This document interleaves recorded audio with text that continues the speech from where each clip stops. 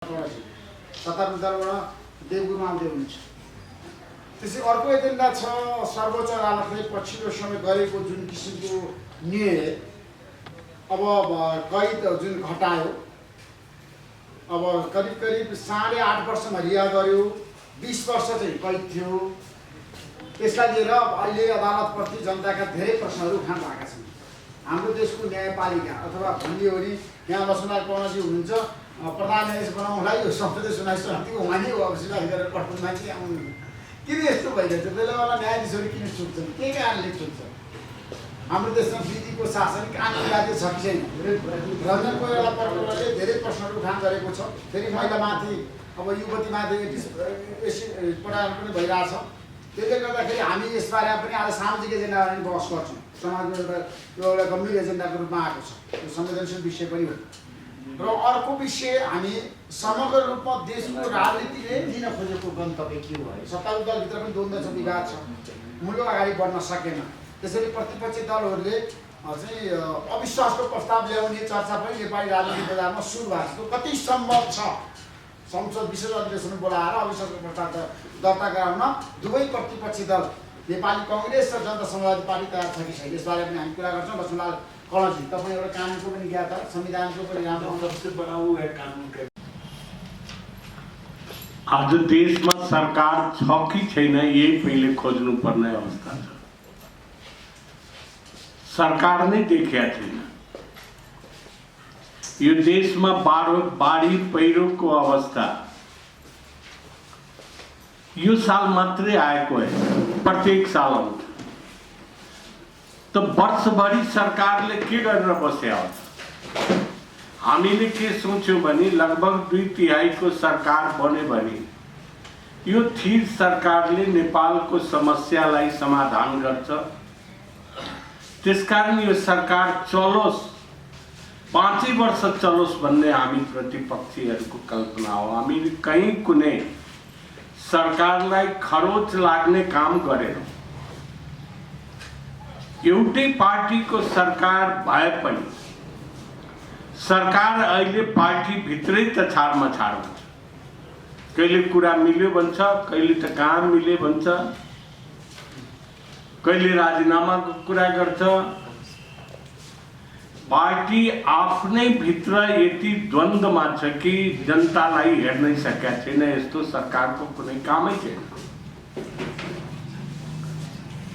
अहिले हेर्नुहुन्छ भने कोरोना भन्दा बढी मान्छे त बाढी र पहिरोले मरिसके, घरबार विहीन भए। कोरोना महामारीको कुरा गरिराखेको छु भने त्यो भन्दा बढी व्यक्ति मर्या छ अहिले पहिरोबाट, बाढीबाट। देशका मान्छे मर्छन् भन्ने यसको जिम्मेवारी कसले लिने त? सरकारले लिनु पर्यो कि परेन? सरकार के गरेर सुत्या थियो? वर्षभरि किन सुत्या हो? त्यसकारणले गर्दाखेरि अहिले पनि आफत विपतमा नै सरकारलाई सम्झने जनताले हो। साधारण जीवनमा त मान्छेले आफ्नो जीवन चलाइ नै राखेका हुन्छ। तर आफत विपत नै आइलाग्यो भने त्यस्तो बेलामा उसको संरक्षक सरकार नै हो, राज्य नै हो। त्यो राज्य कहीँ पनि सफल छैन। अहिले जुन कुरा गर्नुभयो कि प्रतिपक्षीले के गर्दैछ, अविश्वासको प्रस्ताव लाउने हो कि, यही गतिमा गए भने अविश्वासको प्रस्ताव पनि लाइन्छ।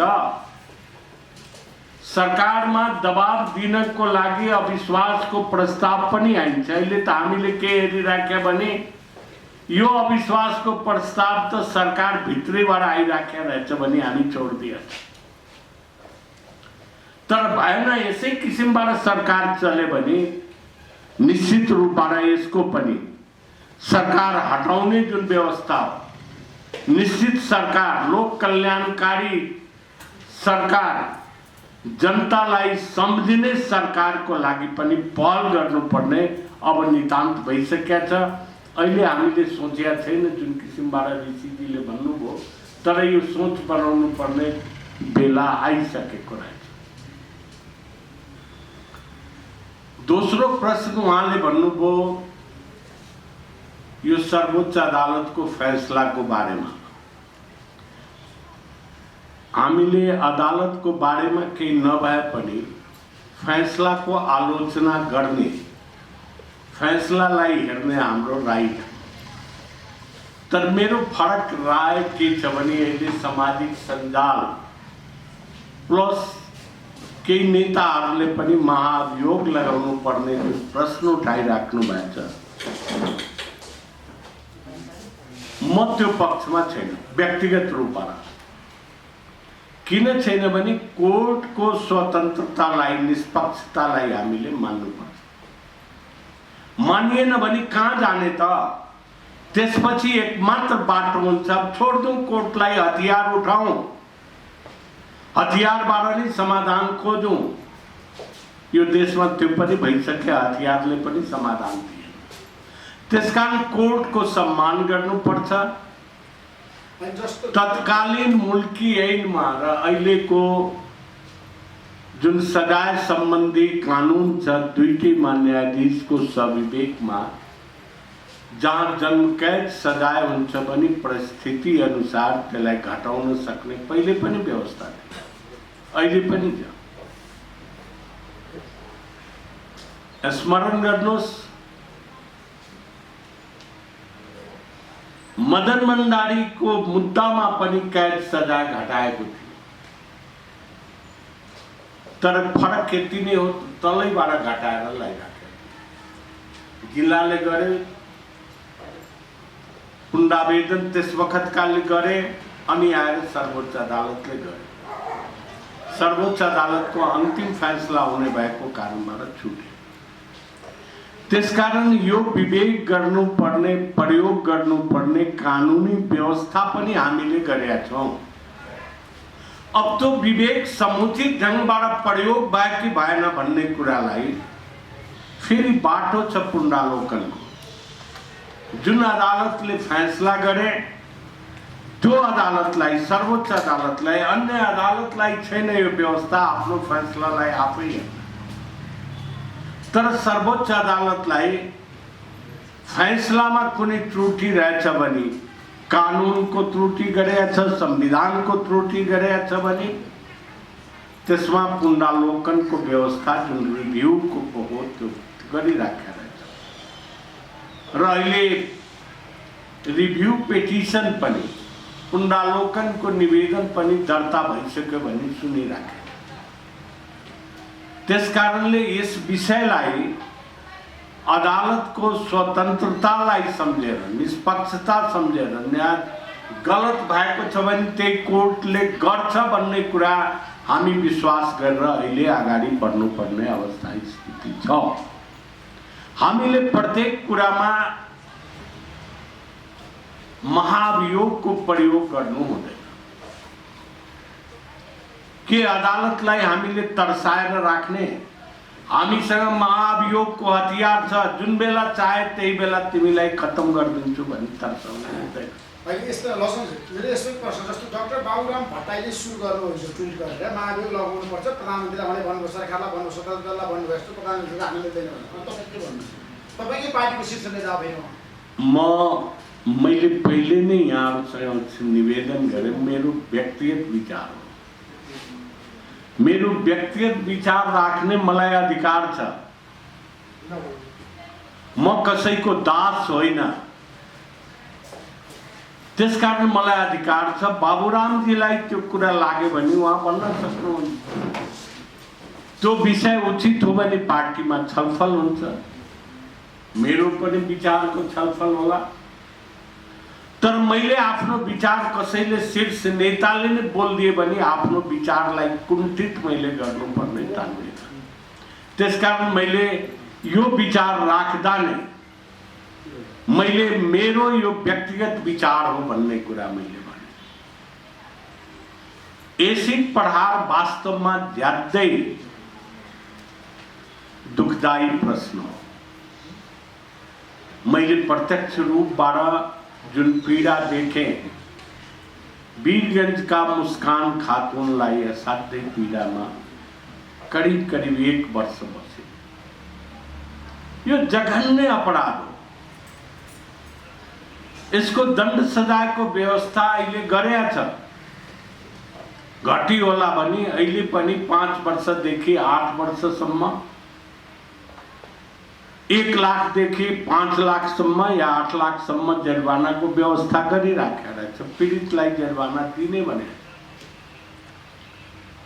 तर प्रश्न के छ भने एसिड जहाँ पनि बेच्ने,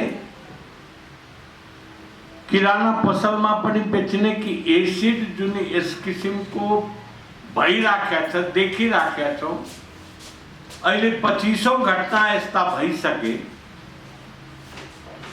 सर्वोच्च अदालतले पनि एउटा निर्देशन जारी गरेका छ, मलाई समय त याद भएन, तर निर्देशन जारी गरेका छ कि यसको नियमन हुनुपर्छ, यसको लाइसेन्सको व्यवस्था हुनुपर्छ, यसको प्रयोगको व्यवस्था गर्नुपर्ने हुन्छ। खोइ सरकारले गरेको, जहाँ खोज्नु त्यही पाइन्छ। त्यसको लागि त व्यवस्था गर्नुपर्छ नि। एसिड बेच्नेले पनि लाइसेन्स लिनुपर्छ, सम्बन्धित पसलले मात्रै बिक्री गर्न पाउँछ, खरिद गरेर लगेको व्यक्तिको प्रयोजन राख्नुपर्छ। त्यो भएन भन्ने कुराको अनुगमन हुनुपर्छ। तर अहिले भयावह अवस्थामा यो एसिड प्रहार देखिराखेको छ, जसको कि घटना अहिले काठमाडौँमा तुरन्त घट्यो। यो बडा निन्दनीय घटना हो। यस सम्बन्धमा सरकारले गरेको काम कारबाही पनि उचित छैन, पर्याप्त छैन। त्यसको व्यवस्था अविलम्ब गर्नुपर्ने हुन्छ। अन्तमा म यति नै भन्छु कि आखिर राज्यको सञ्चालक सरकार नै हो। सरकार सम्पूर्ण दृष्टिकोणबाट अहिले असफल भएछ। आधी बेले आउँदा आउँदा एउटा देखे, सेनाले कुटपिट गर्दाखेरि चितवनमा मान्छे नै मरे। चेपाङ पनि, चेपाङ। ए भन्नुस् यो के हो? लकडाउन गरे, केही पनि पुलिसको काम थिएन, खालि मान्छे कुटेर हिँड्ने। कस्तो पुलिस हामी राख्यौं, कस्तो सेना राख्यौं? यो नेपालीले नेपालीलाई नै मार्ने, पुलिसले हात खुट्टा भाँच्दिने, सेनाले मान्छे मारिदिने। निकुञ्ज क्षेत्रमा कुनै गैर कानुनी काम गरेर रहेछ भने कडा सजायको व्यवस्था छ, त्यो मान्छे मार्ने होइन। त्यसकारणले त्यो बडा नै निन्दनीय घटना हो। यस किसिमले सरकार हरेक क्षेत्रमा, हरेक ठाउँमा जनतालाई हेर्न सकेका छैन। यो बिल्कुल असफल सरकार हो। यो असफल सरकारलाई एक दिन पनि टिक्न दिनु हुँदैन, यसलाई हटाउनु पर्छ।